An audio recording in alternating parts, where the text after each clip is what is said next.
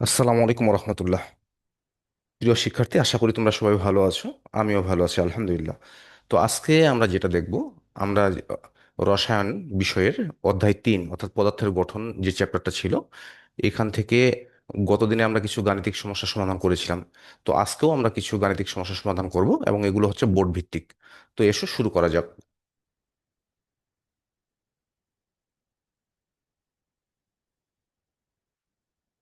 প্রথমত আমরা দেখি, তোমরা কি দেখতে পাচ্ছ এই ডিসপ্লে? দেখো তো, ডিসপ্লে কি ক্লিয়ার আছে? খুব বেশি ক্লিয়ার না। আচ্ছা, যদি ক্লিয়ার না থাকে আমি বলি, তোমরা একটু একটু লিখে নাও। ঝাপসা। আচ্ছা, আমি বলছি, তোমরা লিখে নাও, হ্যাঁ। প্রথম এটা হচ্ছে চট্টগ্রাম বোর্ড 2023 সালের প্রশ্ন। এখানে উদ্দীপক হিসেবে আছে, তোমরা বোর্ড থেকে একটু তুলো, আমি লিখে দিচ্ছি, হ্যাঁ। একটু ঝাপসা রয়েছে যে 4F, কমা 4P 4D, 4P 4D orbital, orbital. এটা উদ্দীপক, হ্যাঁ। আরেকটা উদ্দীপকের আরেকটা অংশ দেওয়া রয়েছে যে একটি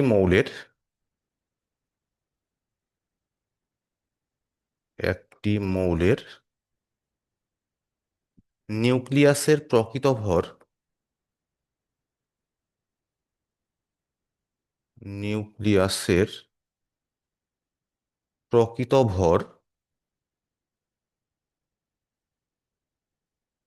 প্রকৃত ভর 5.357, 5.357 ইন্টু 10⁻⁻23, এত কি গ্রাম।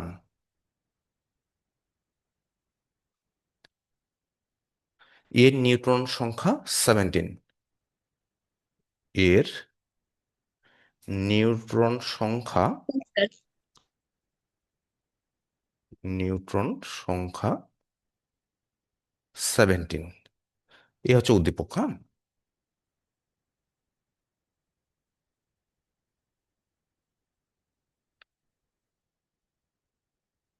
উদ্দীপক কি তোলা হয়েছে? তাহলে প্রশ্ন দুটো লিখো। গ নাম্বার প্রশ্ন, গ নাম্বার প্রশ্ন হলো, দৃশ্য 2 এর মৌলটি শনাক্ত করো। আমি প্রশ্নগুলো লিখছি না, তোমরা একটু কষ্ট করে লিখে নাও। দৃশ্য 2 এর মৌলটি শনাক্ত করো।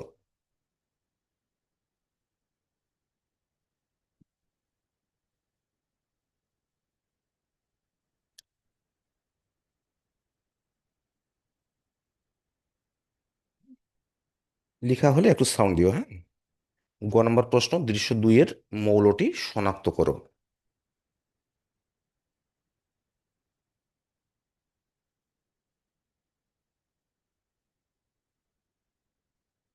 এবং ঘ নাম্বার প্রশ্ন হলো, দৃশ্য 1 এর শক্তির ক্রম বিশ্লেষণ করো। ঘ নাম্বার প্রশ্ন, দৃশ্য 1 এর শক্তির ক্রম বিশ্লেষণ করো। এটা চট্টগ্রাম বোর্ড 2023 সালে এসেছিল, এই প্রশ্নটা।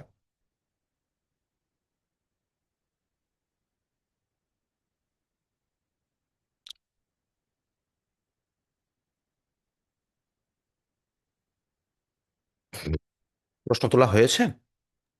জি স্যার। আচ্ছা, যদি তোলা হয় তাহলে দেখো হয়নি আমাদের। স্যার।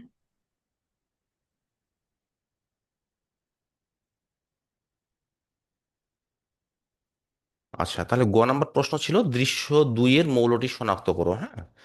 এখন দেখো, দৃশ্য 2 এর মৌলটি কি ছিল, আমাদের যে উদ্দীপক কি ছিল। দৃশ্য 2 এর উদ্দীপক তো আমাদের এটা, তাই না?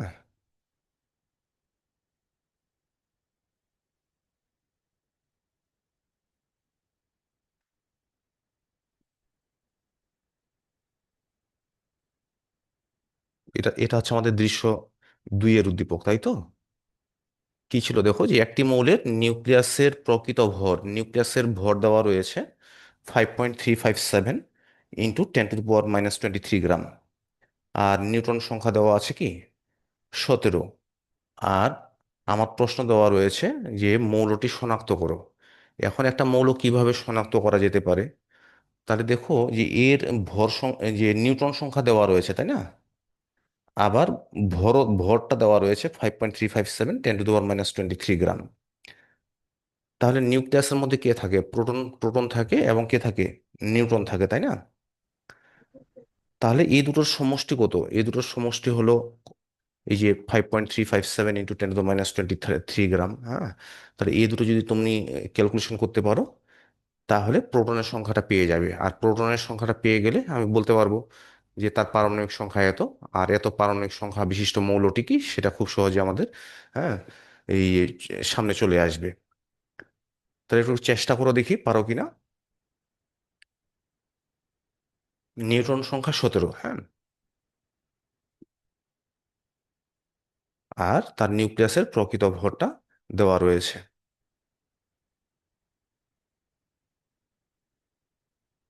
একটু দেখো, নিজেরা চেষ্টা করো, দেখো পারো কিনা।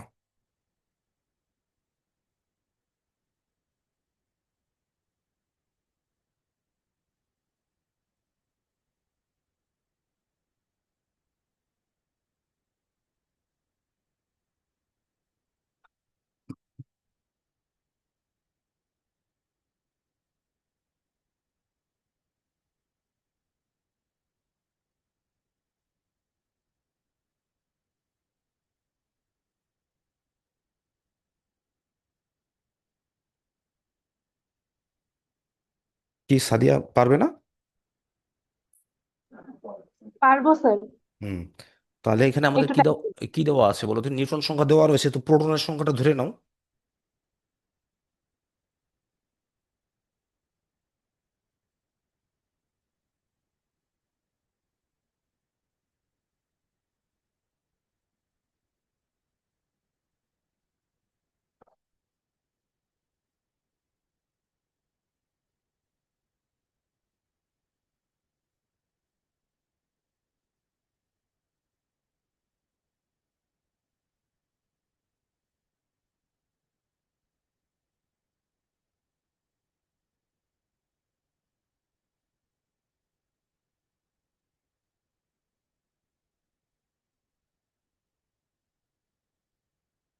তবে তোমাদের এই যে ভরগুলো মনে রাখতে হবে, হ্যাঁ, ভরগুলো মনে না থাকলে সলভ করা আবার কঠিন হয়ে যাবে। হ্যাঁ, তো আমরা দেখি সলভের দিকে যাই।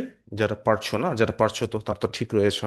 আচ্ছা, তাহলে গয়ের সমাধান যেটা, যে এখানে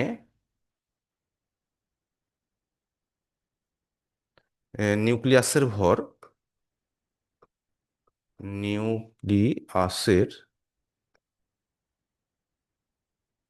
নিউক্লিয়াসের ভর কত দেওয়া রয়েছে? 5.357 × 10⁻⁻23 এত কি গ্রাম, এটা তো আমাদের দেওয়া রয়েছে, এই তো। আচ্ছা, নিউট্রন সংখ্যা,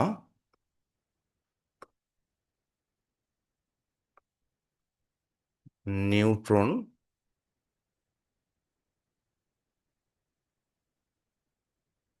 নিউট্রন সংখ্যা দেওয়া আছে কত? 17। কিন্তু প্রোটনের সংখ্যাটা আমাদের জানা নেই। হ্যাঁ, তো ধরি প্রোটন সংখ্যা, প্রোটন প্রোটন সংখ্যা এক্স ধরে নিতে পারো। হ্যাঁ, স্যার মূল্যটা কি ক্লোরিন হবে? যদি এক্স এর মানটা কত বের হয়েছে তোমার? 17। হ্যাঁ, যদি 17 বের হয় তাহলে ক্লোরিন, আর যদি অন্য কিছু বের হইতে চিন্তা করবো কোনটা হচ্ছে। আচ্ছা, আমার তোমার তো, 17। আচ্ছা, তাহলে তুমি একটু সহযোগিতা করো যেহেতু তোমার আগে হয়ে গেছে। তাহলে দেখো, এই আমাদের নিউক্লিয়াসের ভর দেওয়া রয়েছে, তার নিউক্লিয়াসের মধ্যে কে কে আছে? প্রোটনও রয়েছে, আবার নিউট্রনও রয়েছে। তাহলে নিউট্রন এবং প্রোটনের সমষ্টিটা হচ্ছে কত? এই যে 5.357 × 10⁻⁻23 গ্রাম। তো আমরা এখন লিখবো যে এখন, তাহলে প্রোটন তো তুমি এক্স ধরেছো, তাই না? তাহলে এক্স, তাহলে একটি প্রোটনের ভর কত? একটি প্রোটনের ভর কত দেখো, এটা তোমাদের মনে রাখতে হবে কত? 10 1.6, ইনভার্স হ্যাঁ, 1.673 × 10⁻⁻ কত? 24 গ্রাম একটি প্রোটনের ভর। তাহলে এক্সটি প্রোটনের ভর কত হবে? গুণ হয়ে যাচ্ছে। আচ্ছা, এটা একটা গেল। যোগ কত করব? যে নিউটনের সংখ্যা 17, তাহলে একটি নিউটনের ভর কত? তাহলে এটা আমরা করব কত, যে প্লাস, যে 17 ইন্টু নিউটনের ভর কত, 1.675 ইন্টু 10⁻⁻24। এই দুটো তথ্য তোমাকে মনে রাখতে হবে। তাহলে এই দুইটা সমান কত, এই যে যেটা দেওয়া রয়েছে কত, যে 5.357 ইন্টু 10⁻⁻23। এখান থেকে ক্যালকুলেশন করেন কত হয়। তাহলে 1.673 ইন্টু 10⁻⁻24, এত এক্স সমান, এটা একটু গুণ ভাগ করেন দেখি কত হয়, যোগ বিয়োগ গুণ ভাগ করেন কত হয়। তাহলে এই পাশে হলো আমার কত, যে 5.357 এক্স পি মাইনাস 23। আচ্ছা, মাইনাস হবে কত, 17 ইন্টু 1.675 এক্স পি মাইনাস 24। তাহলে এটা আসলো 2.05 ইন্টু 10⁻⁻23। এখান থেকে এখন এক্স এর ভ্যালুটা কত আসে, ভাগ হচ্ছে 1.673 এক্স পি মাইনাস 24। তাহলে এক্স এর মানটা আসলো 15। হ্যাঁ, এক্স এর মান 15। তাহলে প্রোটনের সংখ্যা কত, এই এক্স কি ধরছিলে, প্রোটনের সংখ্যা না, তো লিখবো অতএব প্রোটনের সংখ্যা। আচ্ছা, তো এখন লিখো, এই পর্যন্ত লেখা হয়েছে কি সবার? তো লিখো অতএব প্রোটনের সংখ্যা, অতএব প্রোটনের প্রোটনের সংখ্যা 15। বা এরকমও লিখতে পারো যে অতএব প্রোটনের সংখ্যা বা পারমাণবিক সংখ্যা 15। সুতরাং 15 পারমাণবিক সংখ্যা বিশিষ্ট, পারমাণবিক সংখ্যা বিশিষ্ট সংখ্যা বিশিষ্ট মৌলটি হলো, পটাশিয়াম। মৌলটি হলো পটাশ, ফসফরাস। ফসফরাস। হ্যাঁ, ফসফরাস হ্যাঁ। পি। তোমরা বাংলায় ফসফরাস লিখে ব্র্যাকেটে পি লিখতে পারো, তার এই প্রতীকটা দিলে। বুঝতে পারছেন তো নাকি? জি স্যার। আচ্ছা, যদি বুঝতে পারো তাহলে এবার ঘ নাম্বারে দেখো। ঘ নাম্বার প্রশ্ন বলেছে কি, দৃশ্য ওয়ানের শক্তির ক্রম বিশ্লেষণ করো। শক্তির ক্রম বিশ্লেষণ করো। এটা কেন নড়াচড়া করে এত?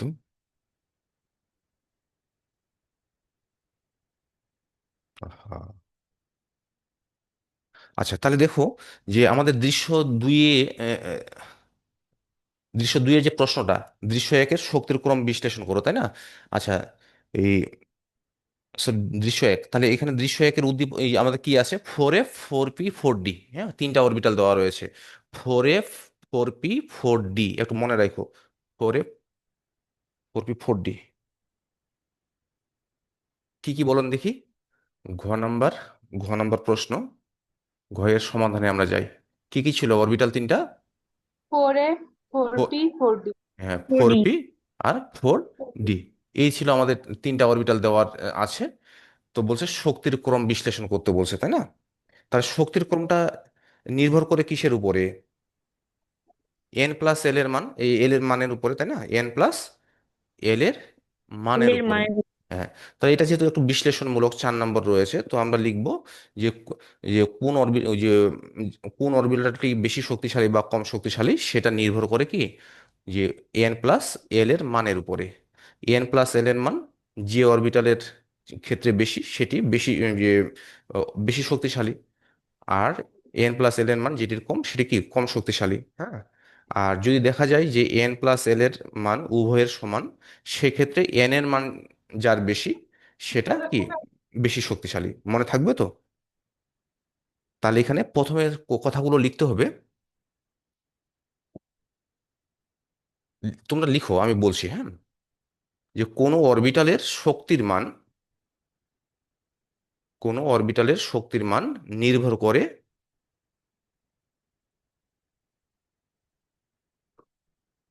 কোনো অরবিটালের শক্তির মান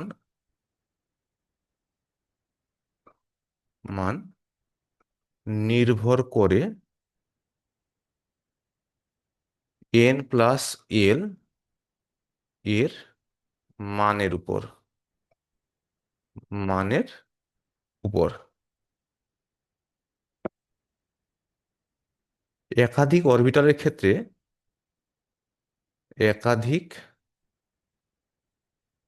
অরবিটালের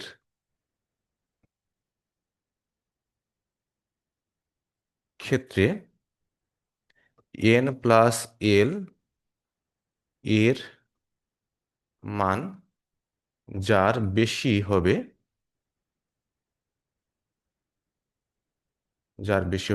সেটি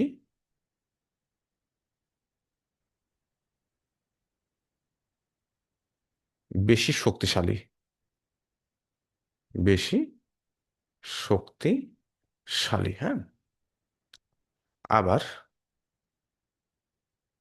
একাধিক অরবিটালের ক্ষেত্রে একাধিক অরবিটালের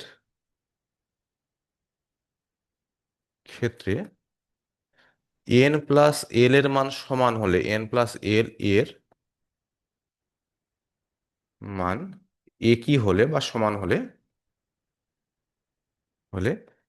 n এর মান যার বেশি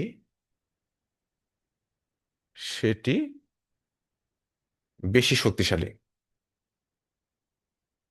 বেশি শক্তিশালী। এ পর্যন্ত লিখলে, হ্যাঁ। এখন আমরা যে n+l এর মানগুলো বের করবো, যে 4f এর ক্ষেত্রে কত, 4p এর ক্ষেত্রে কত, আর 4d এর ক্ষেত্রে কত। প্রথমে 4f এর ক্ষেত্রে বিবেচনা করো। এখন 4f এর ক্ষেত্রে n+l এর মান n+l এর মান, তার 4f এর ক্ষেত্রে n এর মান কত, 4,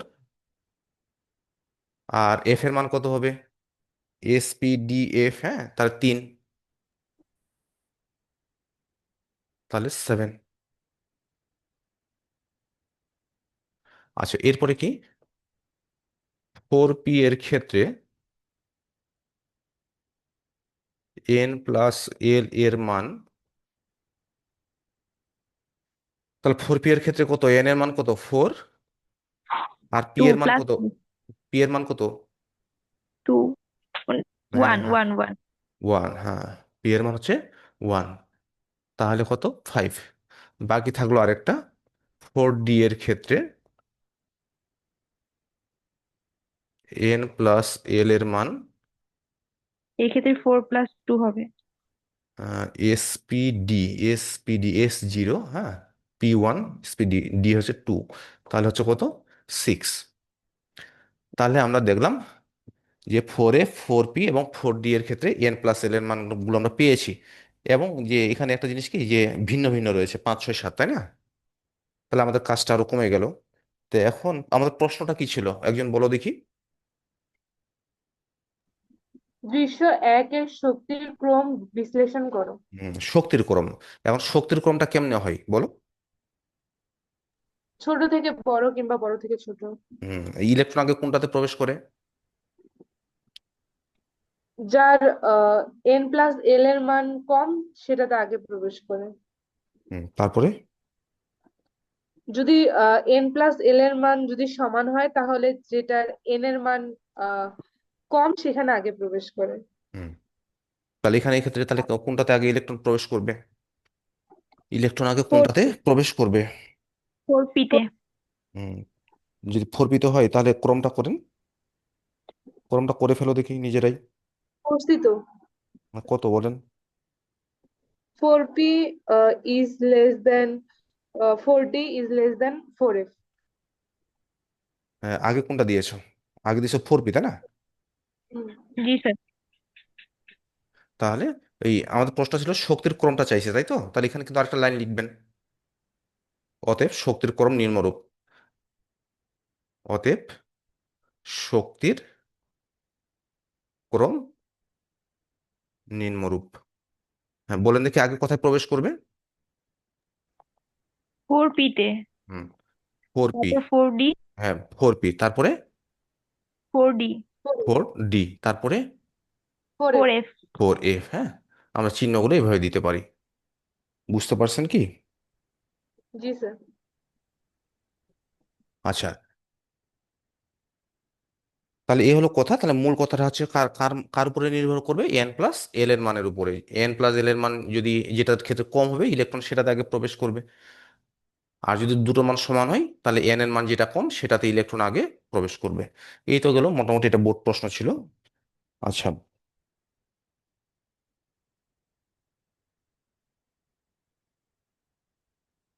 এইটা দেখো দেখি, এই যশোর বোর্ড 2023, যশোর বোর্ড 2023 যদি দেখা না যায় তাহলে আমি বলছি তোমরা একটু লিখে নাও, হ্যাঁ?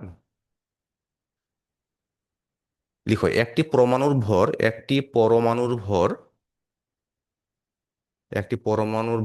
10.541 ইন্টু 10⁻⁻23 গ্রাম। একটি পরমাণুর ভর 10.541 ইন্টু 10⁻⁻23 গ্রাম।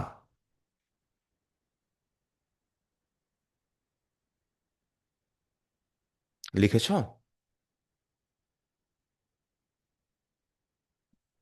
উহার একটি পরমাণুতে উহার একটি পরমাণুতে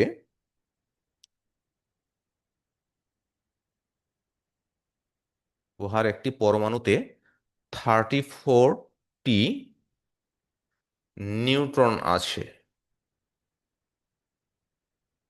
নিউট্রন আছে।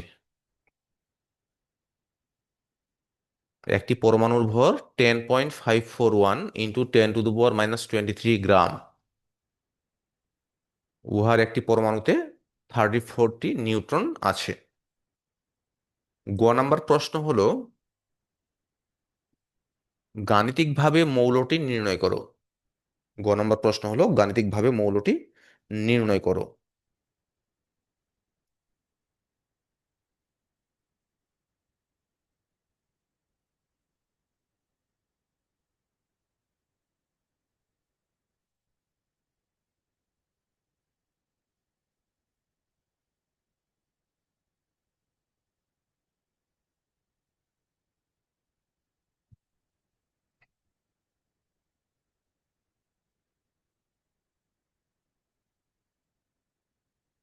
লিখেছেন?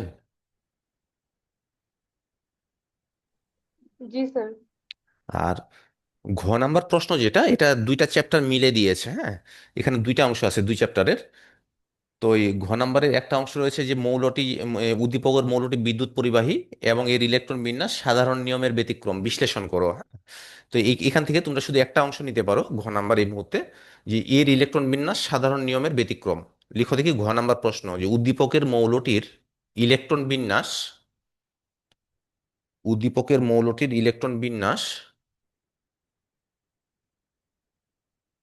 সাধারণ নিয়মের ব্যতিক্রম বিশ্লেষণ করো।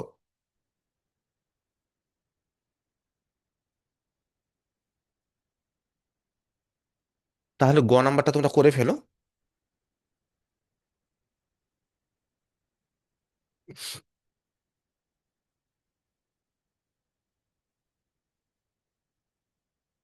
তাহলে পরমাণুর ভর দেওয়া রয়েছে আর নিউট্রন সংখ্যা দেওয়া রয়েছে, হ্যাঁ? চাইছে মৌলটি নির্ণয় করো। তাহলে আমি যদি প্রোটনের সংখ্যাটা যদি বের করতে পারি, তাহলে আমি বুঝে যাব যে মৌলটি আসলে কি। ঠিক আগের অঙ্কটার মতোই, হ্যাঁ?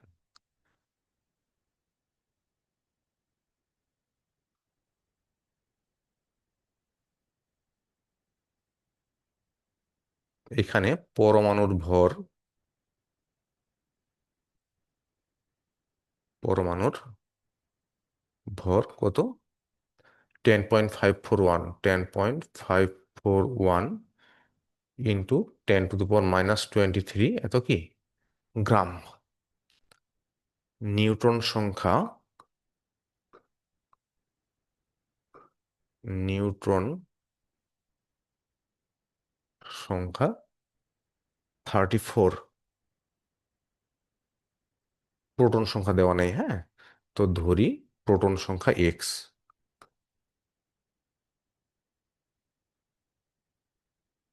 প্রোটন সংখ্যা এক্স।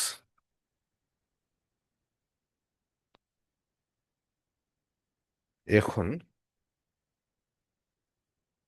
একটা প্রোটনের ভর কত? একটি প্রোটনের ভর কত? আর তাহলে এক্সটি প্রোটনের ভর কত হবে সেটা একটু তোমাদেরকে মনে রাখতে হবে।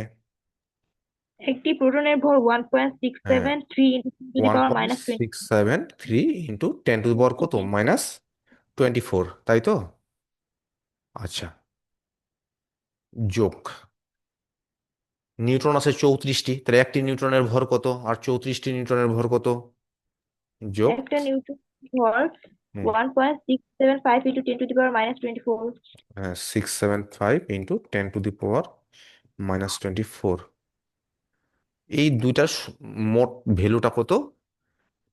10.541 ইন্টু 10⁻⁻23। এটা ক্যালকুলেশন করে এখন এক্স এর মানটা তোমরা বের করো, বের করলে বুঝে যাবে এই মৌলটা কি।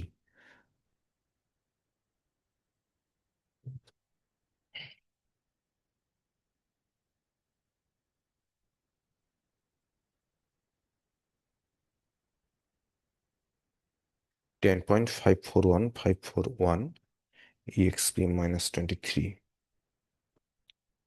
Minus 34 into 1.675 exp -24। স্যার প্রোটনের মান 34 আসছে। দাঁড়াও দেখি, 1.673 exp -24। তাহলে না 34 না, আমার তো আসলো 28.965। হ্যাঁ, তাহলে আমার মনে হয় ক্যালকুলেশনে প্রবলেম হয়েছে। হ্যাঁ হইতে পারে। তাহলে এক্স এর মানটা আসলো তোমার 28.9659 এটাকে অ্যাপ্রক্সিমেট করে আমরা লিখতে পারবো না? 29 লিখতে পারবো না? 29 দেখো দেখি। পারবো। পারবো। তাহলে এই এক্সটাকে কি ধরছিলে, প্রোটন সংখ্যা। তাহলে 29 প্রোটন সংখ্যা বা পারমাণবিক সংখ্যা বিশিষ্ট মৌলটি কি?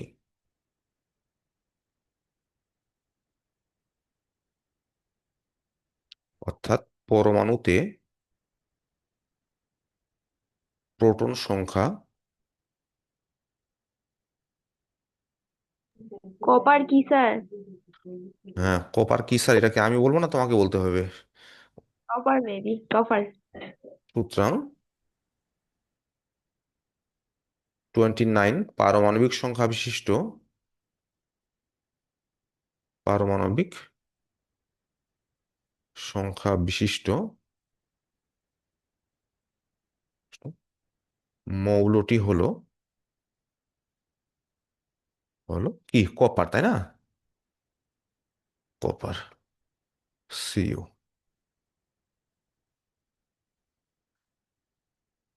আচ্ছা, ঘ নম্বর প্রশ্ন কি ছিল? যে ইলেকট্রন বিন্যাস সাধারণ নিয়মের কি ব্যতিক্রম।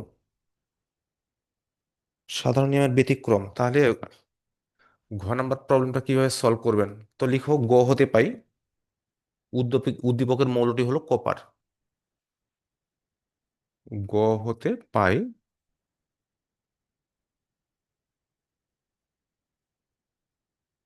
উদ্দীপকের মৌলটি হলো কপার।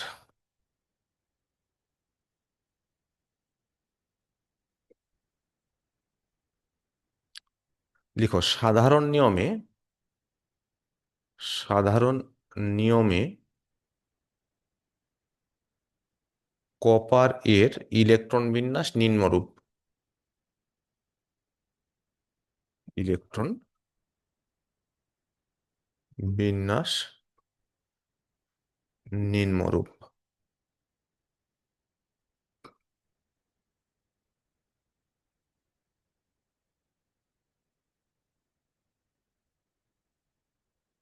তাহলে বলেন দেখি সাধারণ নিয়মে ইলেকট্রন বিন্যাসটা।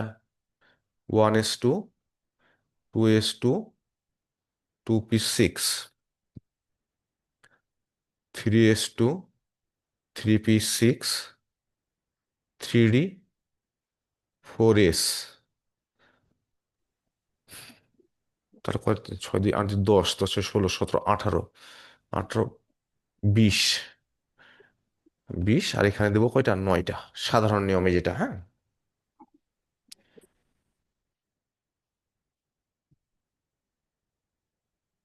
এ পর্যন্ত লিখেছো কি? জি স্যার। জি স্যার। হ্যাঁ, এখন কি লিখবে? স্যার সাজায় লিখবো না না, এখন আরেকটা? সাজা লিখবো না, এটা তো সাধারণ নিয়মে আমরা যেটা হয় সেভাবে লিখলাম। প্রশ্নে ছিল যে সাধারণ নিয়মের যে ব্যতিক্রম সেটা তোমাকে বিশ্লেষণ করতে বলছে। সাধারণ নিয়মেতে দেখো, ডিতে 9টা গেছে, ফোরে কয়টা গেছে, 2টা গেছে, তাই না? সাধারণ জি। নিয়ম অনুসারে যেটা আমরা করি। এখন তোমাকে লিখতে হবে যে ডি অরবিটালের ক্ষেত্রে যে সেটি পূর্ণ বা অর্ধপূর্ণ অবস্থায় বেশি কি হয়, সুস্থিত হয়। বুঝতে পারছেন কি? জি স্যার। তো হ্যাঁ, এখন লিখো যে এখন আমরা জানি ডি অরবিটাল আর কোন অরবিটাল বলেন দেখি। 2টা অরবিটালের কথা বলা হয়েছে, কয়টা? একটা পি আর একটা ডি। সবসময় কি পি এবং ডি এই দুটো পূর্ণ অবস্থায় বা অর্ধপূর্ণ অবস্থায় কি হয়, বেশি সুস্থিত হয়। এখন আমরা জানি যে ডি অরবিটাল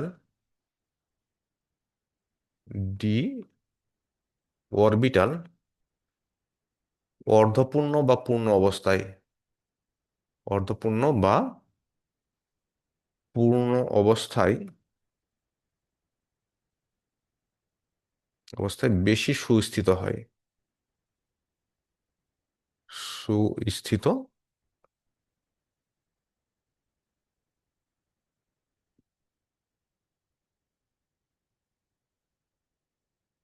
সুস্থিত হয়।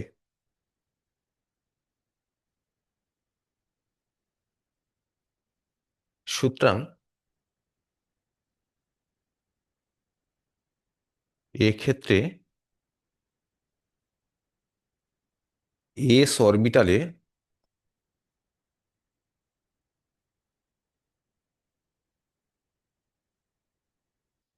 একটি ইলেকট্রন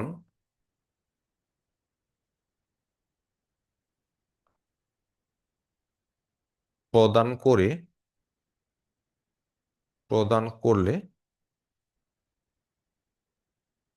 ডি অরবিটালে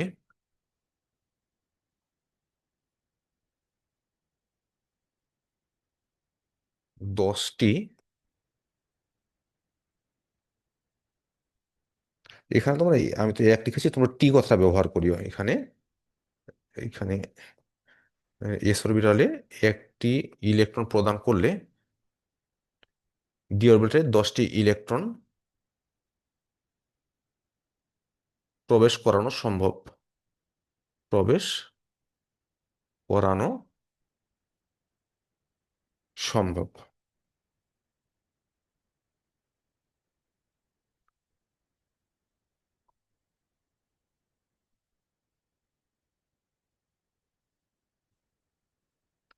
সুতরাং কপারের 29 এর ইলেকট্রন বিন্যাস, ইলেকট্রন বিন্যাস নিম্নরূপ হবে। নিম্নরূপ হবে।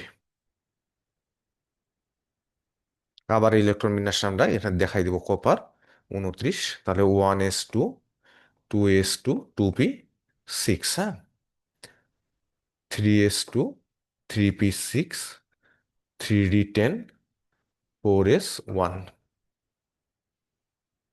লেখা হয়েছে। জি স্যার। প্রশ্নটা কি ছিল?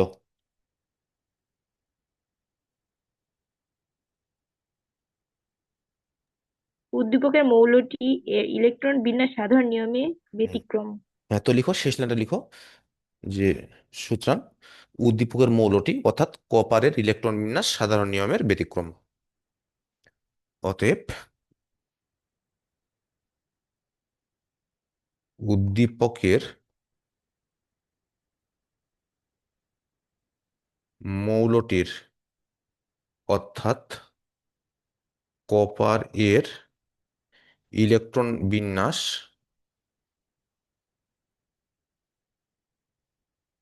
বিন্যাস সাধারণ নিয়মের কি ব্যতিক্রম। এইভাবে যদি লিখতে পারো তাহলে 4-4 নাম্বার পাবে, কোনো নাম্বার কাটা যাবে না।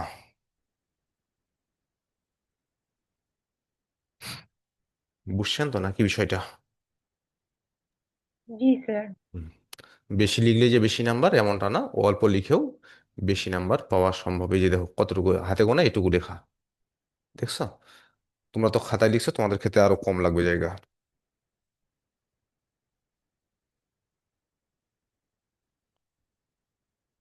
আচ্ছা, এটা কি ছিল?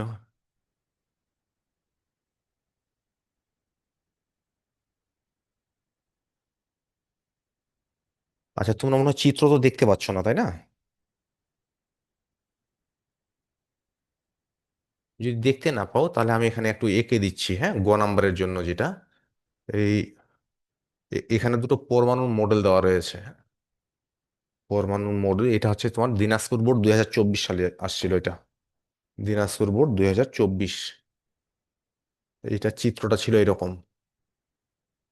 গয়ের জন্য চিত্র এইভাবে ছিল।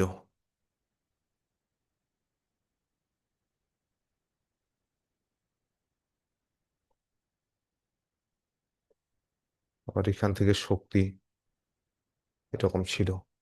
এন ইকুয়াল টু দিছে 1, এখানে এন সমান দিয়েছে 2। এটা ছিল বিচিত্র, হ্যাঁ। তোমরা কি চিত্রটা আঁকছো?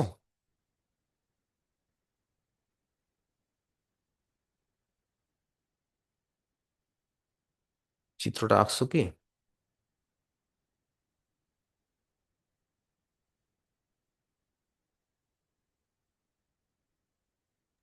জি স্যার।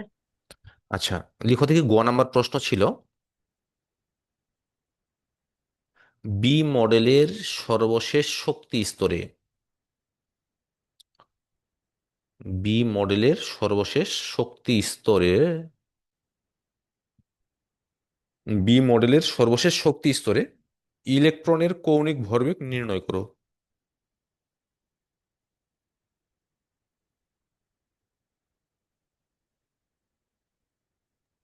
স্যার, হ্যাঁ, চিত্রটাতে ওই যে বিয়ের উপরে দুইটা, কি ওই দুইটা দাগ কেন বুঝলাম না। এই দুইটা দাগ দিয়েছিল এরকম, এই যে একটা দাগ ছিল এরকম, হ্যাঁ, আর আরেকটা দাগ ছিল এরকম। এটা দ্বারা কি বোঝানো, এগুলা?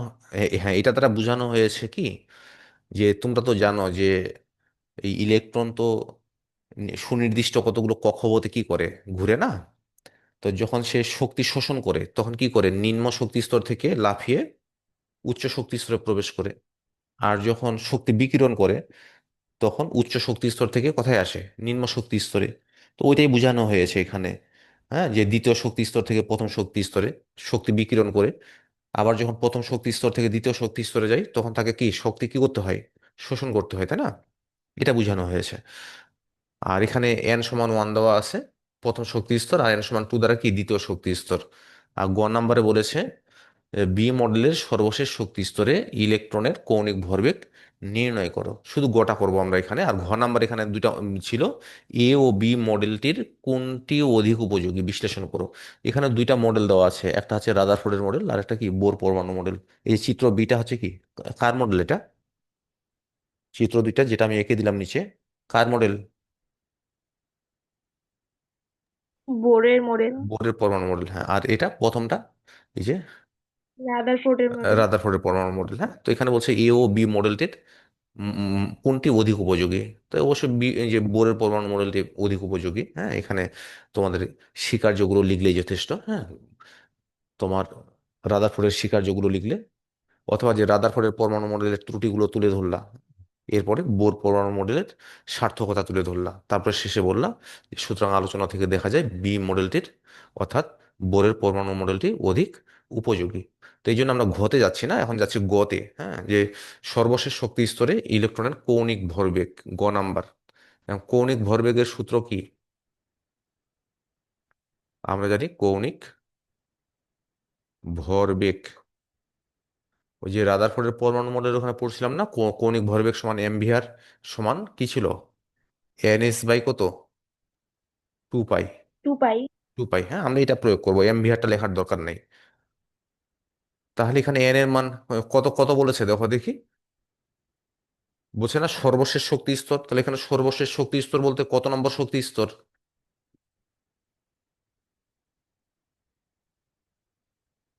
2 নাম্বার। 2 নাম্বার, তাহলে এন এর মান হচ্ছে 2। আর এইচটা হচ্ছে এখানে প্লাঙ্কের ধ্রুবক, প্লাঙ্কের ধ্রুবকের মানটা বলো। 6 পয়েন্ট, এটা দেওয়া আছে তোমাদের প্রশ্নে, 6.626 ইন্টু 10⁻⁻, কত? 34। আর এখানে পায়ের মান 3.1416, তা কত হয় এটা বের করেন।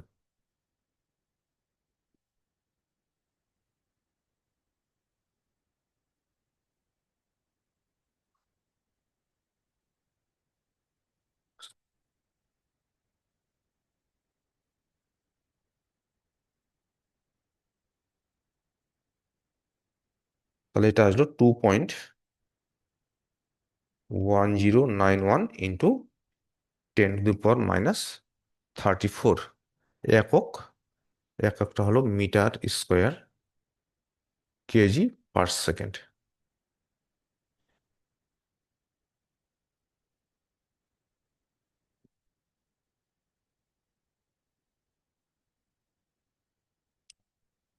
লেখা হয়েছে?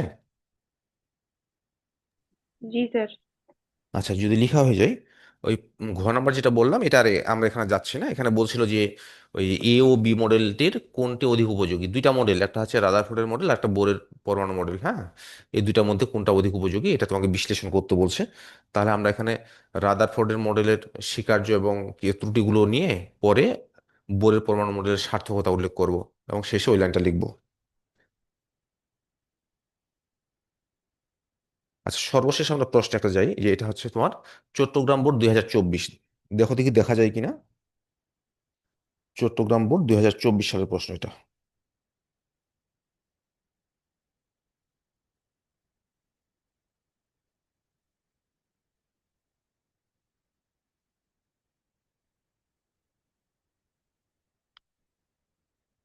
দেখতে পাচ্ছ কিনা আগে সেটা বলো। পাচ্ছি স্যার। হ্যাঁ, যদি পারো তাহলে উদ্দীপক এবং গ ঘ তুলে নাও দেখি, উদ্দীপক এবং গ ঘ, এর মধ্যে আমি একটু রেস্ট নিই।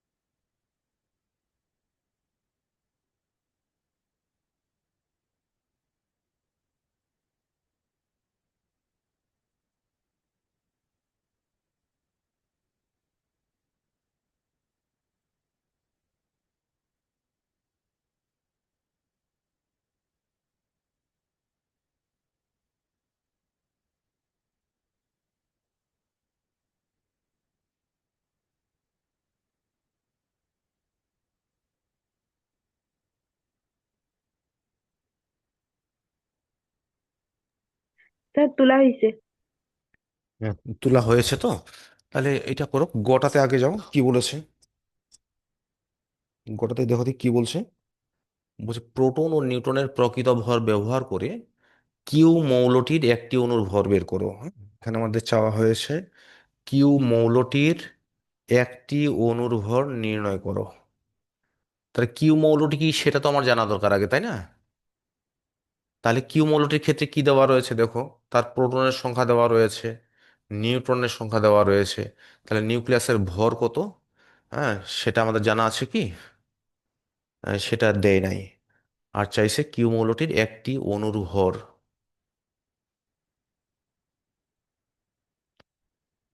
তাহলে এখানে যে প্রোটনের ভর এবং নিউট্রনের ভরটা আগে বের করে নাও।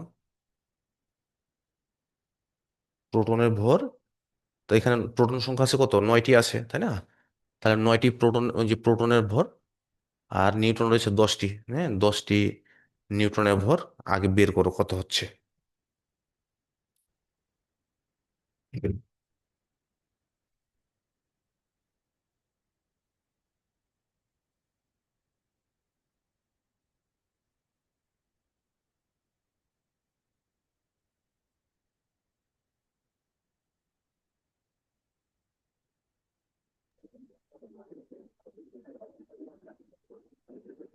তো একটি পরমাণুর ভর 3.178 ইন্টু 10⁻23 আসছে।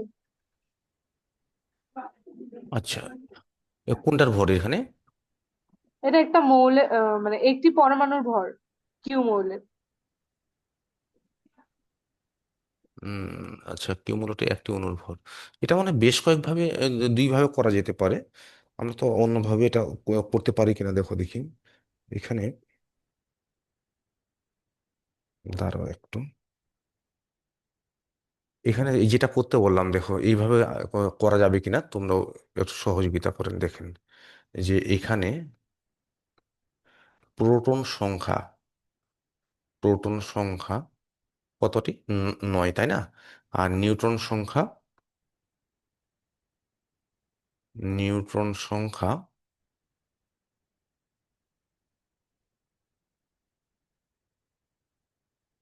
নিউট্রন সংখ্যা হচ্ছে কত, 10। তাহলে ভর সংখ্যা কত হলো? অতএব ভর সংখ্যা কত হবে বলো দেখি। 9 + 10, এই তো। তার মানে কত হচ্ছে, 19। ভর সংখ্যা 19। আর আমাদের চাইছে কিউ মৌলটির এই যে একটি অণুর ভর কত। আচ্ছা, 19কে যদি আমি গ্রামে প্রকাশ করি তাহলে কত হবে, 19 গ্রাম, তাই না? 19কে গ্রামে প্রকাশ করলে হচ্ছে কি 19 গ্রাম। তার মানে 19 গ্রাম সমান হলো 1 মোল। আর 1 মোলে তোমার এই, অণু থাকে কয়টা? অ্যাভোগাড্রোর সংখ্যার সমান না? অ্যাভোগাড্রোর নাম্বারটা কত? 6 পয়েন্ট। অ্যাভোগাড্রোর নাম্বারটা বলতে পারবে না? 6.063 ইন্টু কত, 10⁻⁻, না মাইনাস তো না, প্লাস। একটু বইয়ে দেখে নিবে নাকি কেউ, দেখো দেখি অ্যাভোগাড্রোর সংখ্যাটা কত। 6.063 ইন্টু 10⁻23, এতটি। আমার ওখানে কি বলছে, অণু বলছে। তাহলে সরাসরি আমি অণু লিখবো, অণুর ভর, তাহলে 19 গ্রাম। এটাকে গ্রামে প্রকাশ করি। তাহলে এখানে যে একটি অণুর ভর কত হবে, একটি অণুর ভর, তাহলে 19/6। স্যার ওখানে 0.023 হইতো। হ্যাঁ, 6 পয়েন্ট। 023। আচ্ছা ঠিক আছে, আমি ঠিক করে নিচ্ছি, 6.023, তাই তো? জি স্যার। 023, আচ্ছা। আহ, তাহলে অথবা একটি অণুর ভর হবে 6.023 ইন্টু 10⁻23, এত গ্রাম। তাহলে কত হয় দেখো দেখি। স্যার আমার সে 3.154 ইন্টু 10⁻⁻23। 3.154 ইন্টু 10⁻⁻23। 23 এত গ্রাম, এটাই অ্যান্সার। 3.154 ইন্টু 10⁻⁻23 গ্রাম।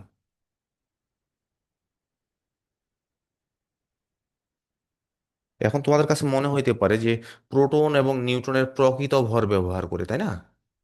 এই কথাটা তোমাদের একটু লাগতে পারে যে প্রোটন এবং নিউট্রনের প্রকৃত ভর ব্যবহার করে। এখন দেখো যে অ্যাভোগাড্রোর যে সংখ্যাটা, যে যে কোথায় থাকে, যে এক মোল পদার্থের মধ্যে, এক মোল পদার্থ বলতে তো পরমাণুটির ভর, পরমাণুর কি, বা হ্যাঁ পরমাণুর ভর, পরমাণুটির ভর কত দেখো কত বের হয়েছে। পরমাণুর ভর বলতে পারো বা অণুর ভর বলতে পারো 19, এক গ্রামে প্রকাশ করলে হবে 19 গ্রাম। আর 19 গ্রাম মানে কি এক মোল। এক মোলের মধ্যে তোমার অণু থাকে 6.023 ইন্টু 10⁻23। তাহলে এতটি অণুর ভর 19 গ্রাম, তাহলে একটি অণুর ভর কত ভাগ করে আমরা বের করে নিচ্ছি। বুঝতে পারছেন তো নাকি? পারছি স্যার। আচ্ছা, যদি বুঝতে পারো তো এবার ঘ নাম্বারে কি বলেছে দেখো, গাণিতিক বিশ্লেষণের মাধ্যমে আর মৌলটি শনাক্ত করো। আর মৌলটি শনাক্ত করো। নিউটন, এটা তো আগের অঙ্কের মতোই হয়ে গেল। দেখো যে নিউটন সংখ্যা দেওয়া রয়েছে আর নিউক্লিয়াসের ভর দেওয়া রয়েছে, তো প্রোটনের সংখ্যাটা দেওয়া নেই, তার প্রোটনের সংখ্যা আমরা ধরে নিব। তাহলে একটি প্রোটনের ভর কত? হ্যাঁ, তাহলে একটি প্রোটনের ভর প্লাস 16টি নিউট্রনের ভর সমান নিউক্লিয়াসের ভর, এক্স এর মানটা বের করে নাও। একটু করে ফেলো দেখি 2-4 মিনিটে।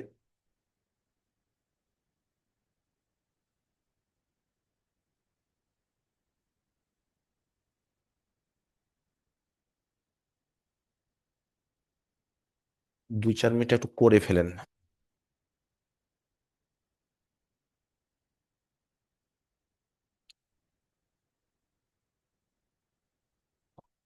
তা নিউক্লিয়াসের ভর কত আমি একটু করি, 5.1895, 1895 ইন্টু 10⁻⁻23,